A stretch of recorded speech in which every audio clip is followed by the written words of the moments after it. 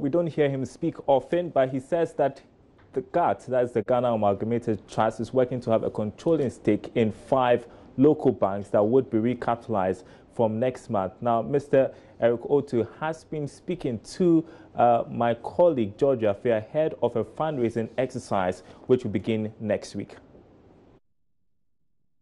Managing Director of the Ghana Amalgamated Trust, Eric Otu, tells Joy Business this proposal to take controlling interest in these banks will ensure that the necessary measures are instituted to closely monitor their investments. The plan could result in them taking positions on the board of these banks and possible management roles.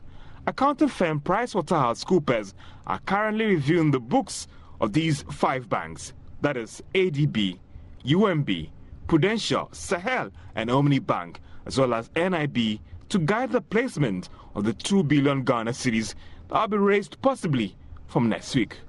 However, this plan, according to the trust, would depend on the exact amount that each bank would be getting. 750 million Ghana cedis will be shared among ADB, Prudential, UMB, Sahel and Omni Bank to help them top up the existing capital that they already have to meet the new minimum capital requirement of 400 million Ghana cedis. However, NIB will get about 1.5 billion Ghana cedis because the trust is describing the situation as a special case. The Ghana Amalgamated Trust believes this strategy will ensure that there is value for every person invested. For the fund managers and firms that will invest in the 5-year corporate bond, they are assured of 21% interest every 12 months spread over 5 years. They will also be assured of the principal plus the interest at the end of the bond. According to Mr. Otu, this will be a different kind of bond that will result in interest being paid only at the end of the 5 years. The bonds will be listed and traded on the fixed income market of the Ghana Stock Exchange. The Ghana Amalgamated Trust is looking at selling its interest in these banks at the end of the 5 years to the banks that they've invested or even to other investors. Now, the National Insurance Commission has given assurance that bank assurance policyholders' funds with collapsed banks are safe. Bank assurance is a concept which allows banks to sell insurance products and services to their clients. Now, speaking to Joy Business at the Chartered Insurance Institute of Ghana's President's Cocktail event, the Commissioner of Insurance, Justice Yaofori, said the policyholders can request for payments at their respective insurance companies in the event of a loss. Bismarck Awusa has more in this report. Bank assurance, a concept which allows banks to sell insurance products and services to their clients, has been met with some challenges due to the recent banking sector cleanup. The situation has left some policyholders skeptical about whether or not their premiums are still safe. But according to the Insurance Commissioner, Justice Yaofori, the premiums collected so far by the collapsed banks are still safe with the respective insurance companies. If the insurance company is facing enforcement action, then that insurance company cannot be in any bank assurance agreement. So it doesn't change anything. When there's a claim, the insurance company that pays. The name bank assurance doesn't mean that if the bank goes down, the insurance product is going down. The product will still be there and the insurance company will be liable. Yeah, if there's a claim, you go to the insurance company. Because the insurance company that is giving you the insurance protection, the banks don't give insurance protection. The Chartered Insurance Institute of Ghana, CIIG Presidential Cocktail, is an annual event which brings together insurance professionals to discuss industry-related issues and how best they can improve their operations in the country. President of the CIIG, Reverend Asante Mafu Ahenkra, urged insurance professionals to take a cue from the banking sector clean-up.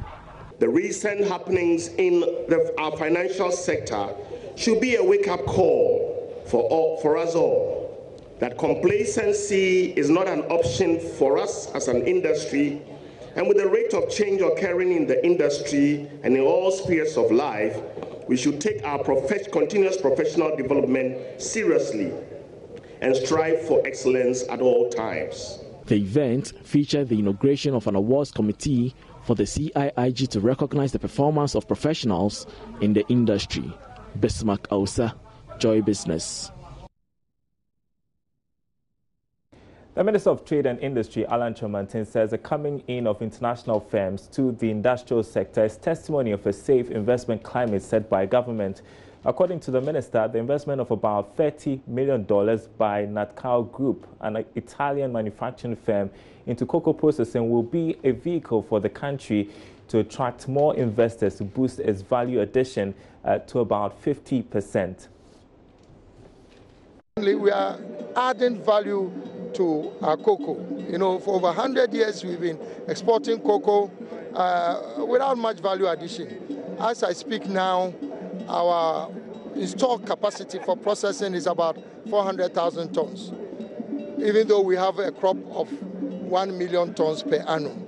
It means we are processing only about 40% of our crop, when we should actually be doing 90 to 95%. Because it is only when you go through the full value chain that is when you get the maximum benefit.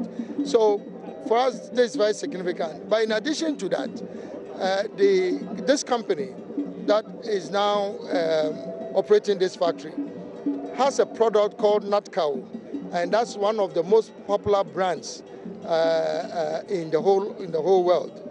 So I think it's significant that the Natcal company is making an investment in this country. What it also means is that now, if you take a Natcal product, you can trace it back to Ghana cocoa, because they are now adding value at source rather than buying from commodity traders. So we hope as a government that we can attract more of these processors so that we can move from 40% value addition at least to 50% within the next 2 years. Yeah. Be it for business for now. There's more business news on the marketplace in about 20 minutes. Coming up next is sports. Ghana Football Association Normalization Committee Vice Chairperson Lucy Quist insisting her committee will set up the right measures to ensure a smooth running of football in the country post-normalization. We'll have details after this break.